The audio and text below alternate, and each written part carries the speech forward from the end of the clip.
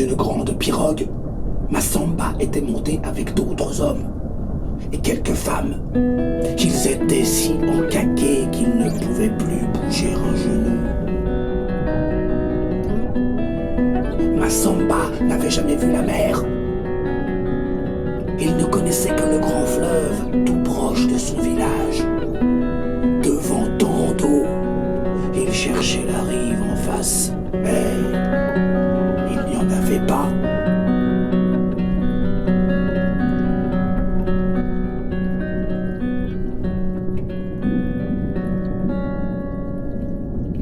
À la nuit tombée, pendant que les gardes-côtes regardaient un match de foot à la télé, le bateau a mis le cap vers la haute mer.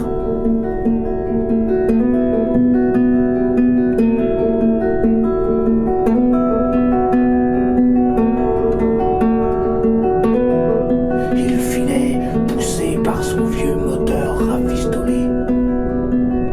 Les poissons volants jaillissaient des eaux et luisaient sous la mer. Mais la houle était forte. Massamba eut aussitôt très mal au cœur. « Ô esprit de mes ancêtres, qu'ai-je fait? Je suis malade à mourir, gémissait-il. »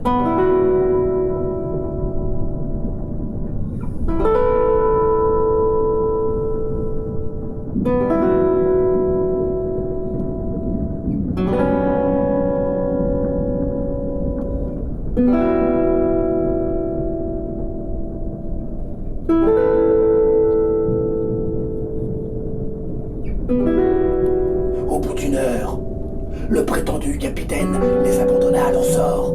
Il monta dans une barque qui les suivait depuis le départ et, désignant l'obscurité profonde, il dit « Voilà, la France c'est par là-bas. » Et il s'en alla.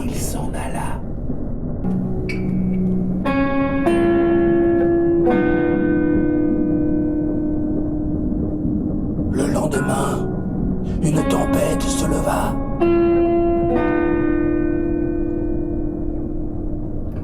La pirogue était ballottée de tous côtés.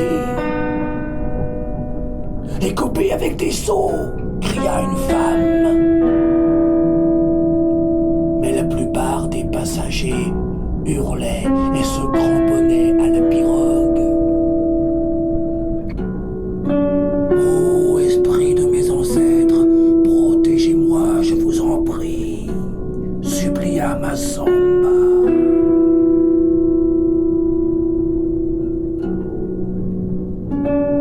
Mais les ancêtres n'entendirent rien du tout parce que, d'un seul coup, le bateau se retourna.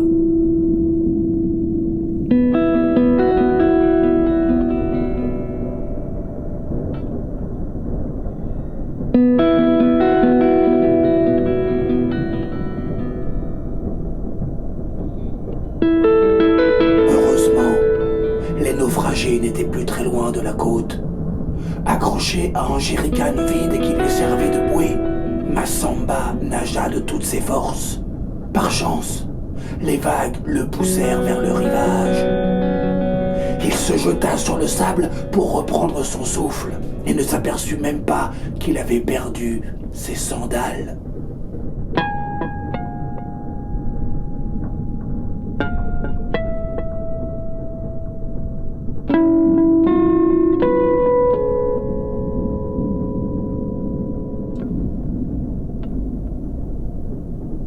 Dans une langue qu'il ne connaissait pas, une dame en maillot de bain lui proposa sa bouteille d'eau qu'il but d'un trait.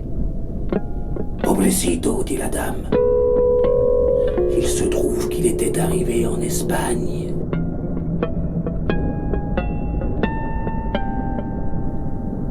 Elle l'installa à l'ombre de son parasol, mais des hommes en uniforme surgirent et l'emmenèrent, lui et ses compagnons, dans un camp sans arbres et plein de cailloux qui lui blessaient les pieds. Il se fabriqua alors une paire de tongs en aplatissant 2 bouteilles plastiques. Ce n'était pas très confortable, mais Massamba avait d'autres soucis.